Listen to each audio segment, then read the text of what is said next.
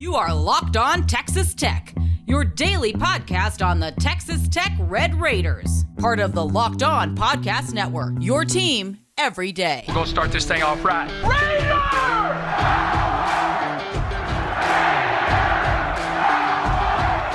Everything runs through Lubbock. Great to be with you again on Locked On at Texas Tech on the Locked On Podcast Network, your team every day. And thanks to those always making us their first listen on YouTube or anywhere you get podcasts. Today's reaction episode brought to you by FanDuel Sportsbook, the official sportsbook of Locked On. Make every moment more. And right now, new customers can bet $5 and get $200 back in bonus bets guaranteed if you visit FanDuel.com/LockedOn today to get started. With the only Chris Level, I'm Casey Cowan. Chris, great to be back with you, man. And for the first time, and yes, it is mid to late November, but for the first time, we reconvene covering a bowl-eligible football team. It was the Bowl Eligibility Bowl Saturday night from Jones Stadium, Tech and UCF, and it was not without plenty of drama, including down to the final few seconds, as it is a 1-point margin of victory for the Red Raiders. I got plenty of credit to give the Knights, Chris, as to what we saw from those guys on the eastern sideline, but of course, plenty of credit for the good guys in red and black there as well. As you do what you need to do to get it done, secure yourself one more game after the regular season, and maybe take a little house money down to Austin to take on the Longhorns this week. I love me some winning, man. That was a lot of fun, and it wasn't easy. I think you said that well. I mean, the Knights are with Plumlee at quarterback. He's a pain to deal with.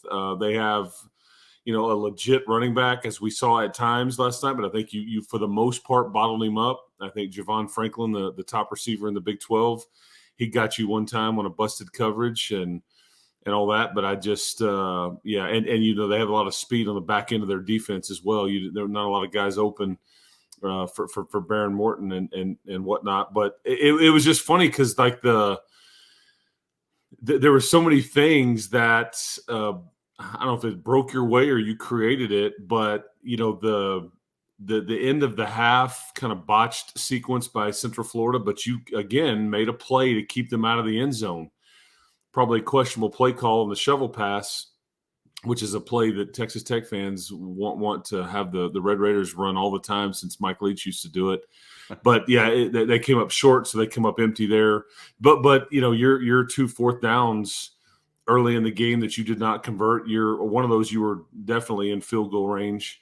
But it comes down to some of those little things, that they doinked a field goal. You obviously blocked an extra point by Duda Banks, which you had somebody tell me one time, and I never thought about it like this, but this speaks to that moment, because the first thing I thought of is that there's some coaches out there that will basically, if they're like bowl games coming up and you really know nothing about the opposition, a lot of teams will look up and see how hard the whatever team it is that they're trying to scout for the first time, they will look and see how hard they play on an extra point block, because it's an afterthought for many folks. It's a guarantee, and you learn a lot about teams, how hard they play, the culture of the team, all the different things by how well they compete on an extra point block.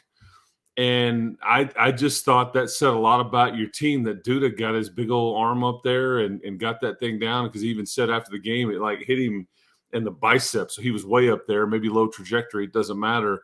But yeah, that poor kicker for Central Florida, he had a night now. He had a long run. He had a doink. He had a block. He had a non-opportunity at the end of the half. I mean, it was a circus for anytime the field goal group or the extra point group for Central Florida was either supposed to run out on the field and attempt, which they never got a chance on one of those occasions, or they actually did. Because that fake was awesome. I mean, that holder, that was amazing. He just popped that thing up over his head like a no look, and yeah, they got a lot out of that one. But anyway, it was just it was a fun night, man. Yeah, from my angle, for a brief second, whenever he tosses it over the head, I'm thinking not a great toss. This looks promising. And then that brief second was over. And I think, oh, right on the money. Here he goes. He's going to get to the end zone. That was amazing to see play out. I enjoyed, I guess, the high wire act of, yes, every time that Central Florida's special teams were possibly involved, mostly except for that one, of course, because it went the wrong way for the good guys. But yeah, I'm going to go Billy Zane on him here. You made your own luck in a lot of these situations, Chris. Duda Banks made the play. The possum rattled the kicker. I mean, we went out there on the other one where he's, dinking it off we know what end zone he was going into, and we know what was in the end zone. It was Roof Raider / possum amalgamation. So, yeah, I think Texas Tech, including the game event staff, the Arkansas Travelers, a minor league baseball team, I think, that I didn't even know existed before now. Everyone made a hand, boys. Pat yourself on the back as you went out there and you made your own luck in this one. But, Chris, it's just really nice to see a lot of that. Making your own luck has to do with never saying quit. And we'll get into this more, obviously, as we get into the week and get set for this regular season finale. But, man, that's a telltale sign, I would say, at this point in the Joey McGuire era of this era, that they're down but not out, whatever cliche you want to use to describe it. We've seen it within a season, kind of saw it within the game, and, man, you got to like that medal being on display. Yeah, and it without being corny here, it really hurt my heart when I watched Rabbit come out and not be able to finish. You see Jalen Hutchings down there, and Tony Bradford is on a knee. I'm just like, man, not like this, not like this for these guys.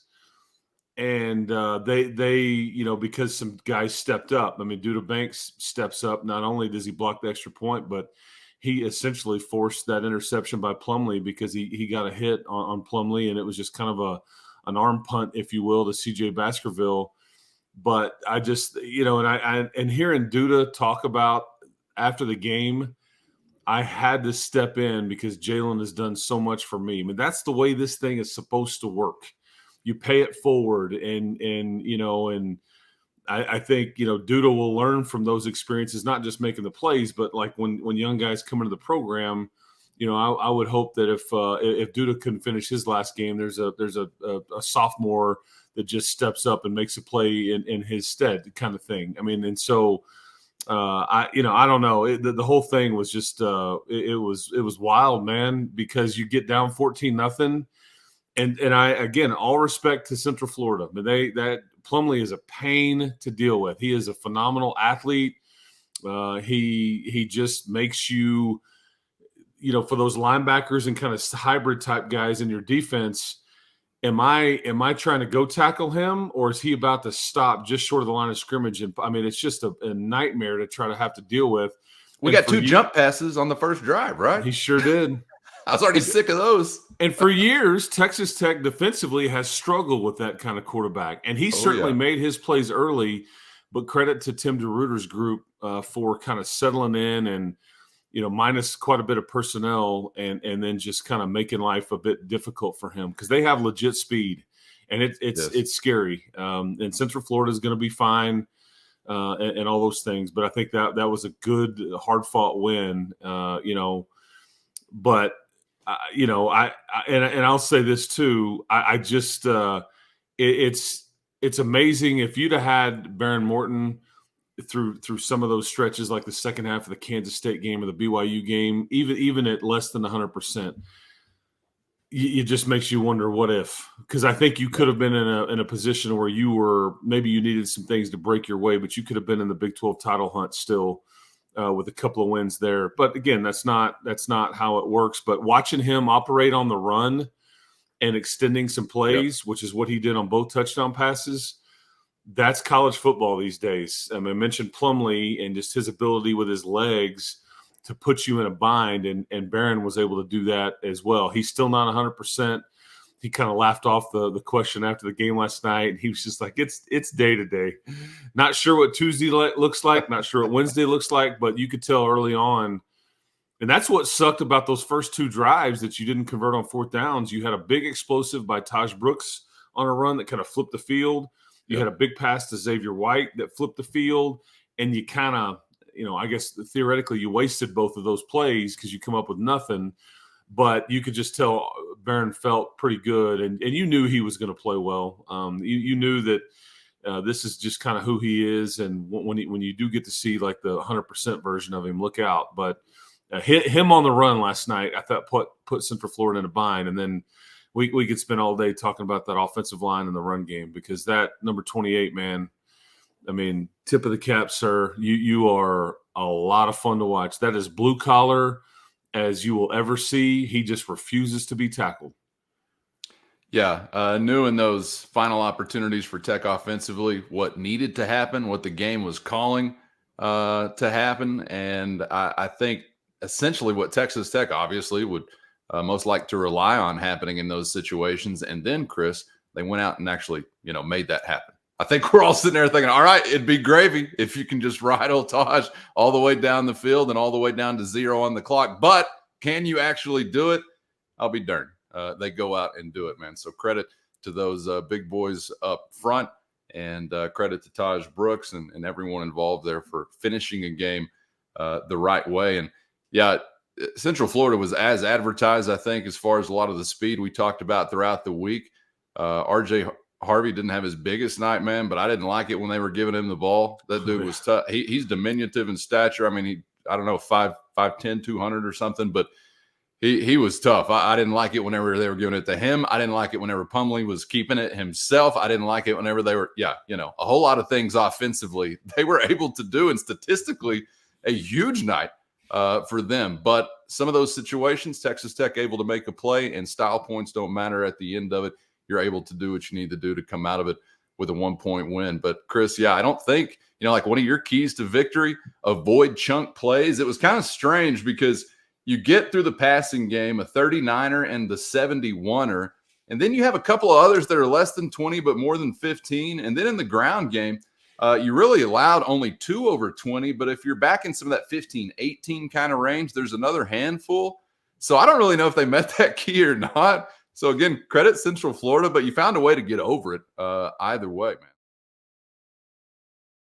First, today's episode brought to you by Listening.com, an incredible app that turns academic reading into audio. So if you're a student, but also an audiobook person, this is especially for you, but not just you. This is for anyone that hates paper cuts. The Listening.com app will take any academic paper, PDF, or class material and turn it into an audiobook. It can read math equations, technical words, even complicated documents, all while knowing what to pick up and what to skip, like citations or footnotes. And best of all, if you go to listening.com/lockedon, you'll be able to try it all for 3 weeks completely free. Normally only a free 2-week trial, but if you use our link, listening.com/lockedon, you got it all to try for 3 weeks at no cost to you.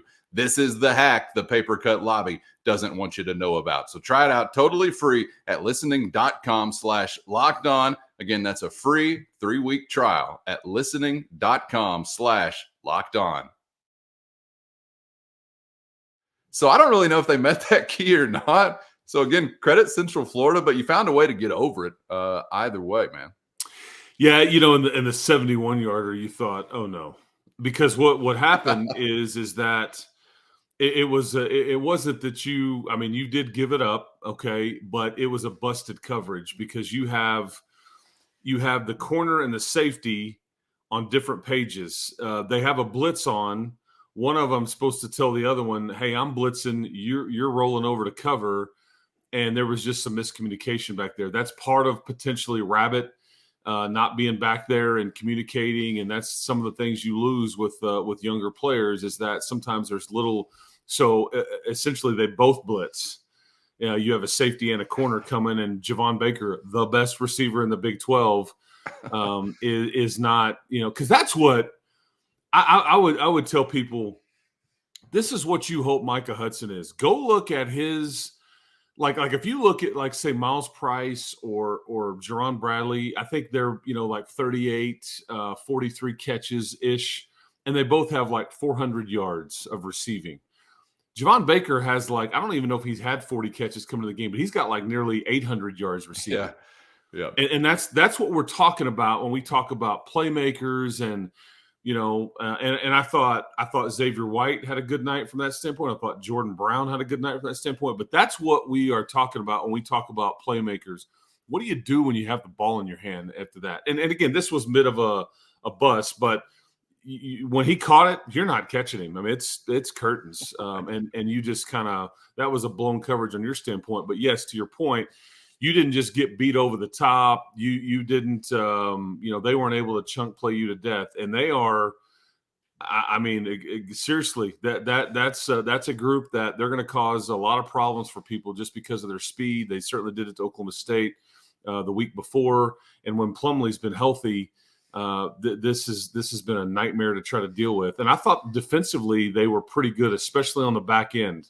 Some of that has to do with, you not having much, yards after the catch, or guys not being open, because there were several times where Barron just had to scramble and then he just throw it away, which is a sign of his maturity too. But their speed on the back end of their defense was certainly a pain. But yeah, I mean, credit to Tim DeRuyter's defense, because you got down 14-0, and then I think you had 6 straight possessions where they didn't score. And whether it's bad, clock management by UCF or doinking a field goal, whatever, I don't care how it gets done. You held them off the scoreboard for 6 straight possessions until they were able to tie the game.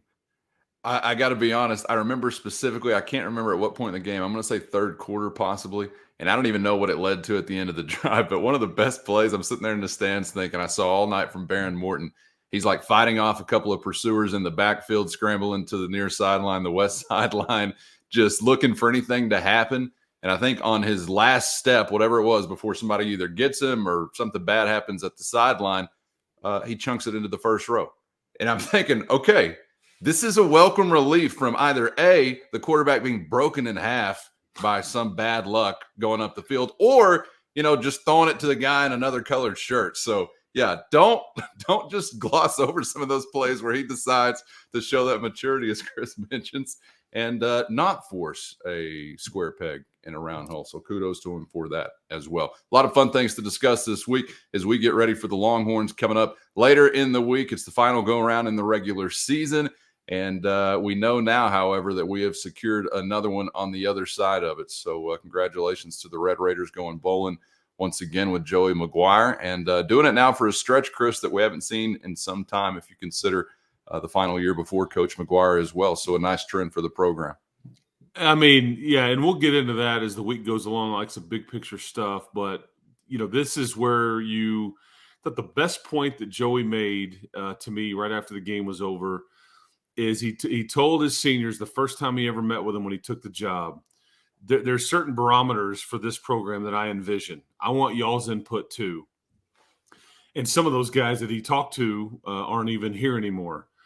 But I think what they all agreed is that the barometer of this program is that there's some potential ceilings, but there's also some floors. And the floor for this program every year should be bowl eligibility. And again, it hasn't been the year that you wanted, but after the kind of the stretch that you had been through for a decade-ish, where it just kind of been disjointed and you hadn't kind of up and down and just not very good at times, to go to 3 bowl games in a row, however you've done it, despite all the QB injuries and despite a coaching change in the midst of that, it's fun to be a part of, man, because this is where you're supposed to be. And I think Joey feels like, again, he will tell you this should be the minimum. We're not pleased with this, but we are happy that we achieved it after starting out the season, 1-3, and now you look up and you're 6-5. You've won 5 out of your last 7 games. So, and don't look now, but these last 3 wins, all November wins, 1-score games. 1-score games. So for all the gnashing of teeth and like, I don't know, we can't win a close game, a 1-score game. I don't know what's happened. We're doing now. All of a sudden, guess what? Now you're just swimming in 1-score wins. So another trend that has been a nice reversal for the program, and another trend that's been a continuation from a season ago. So hopefully something that's not going away, because there will be plenty more tight moments, no doubt about that, as seemingly your life will now be lived in a Big 12 that is the parody headquarters of college football all across America. So we're going to see some wild stuff, no doubt about it, as we roll through seasons to come. And I would say as well, Chris, the barometer for right where you should be as a listening, viewing audience, here with us all week on Locked On Texas Tech. We got a little bit of a funky schedule. Happy holidays coming up, but we will join you through Wednesday and then get you set for the Longhorns on the other side of the Thanksgiving holiday. So be back here tomorrow on YouTube or anywhere you get podcasts as we get set for Red Raiders and UT. Chris, appreciate the extra time here today on a reaction episode as we look back on the Red Raiders becoming bowl eligible again, man. Enjoyed it, man. Winning is fun. I won't apologize for how it gets done either, ever. Just get to the other side with more than they have. But keep hope alive, everybody. Enjoyed it. All right, and join us on the other side as we kick off a new week right back here on Locked On Texas Tech.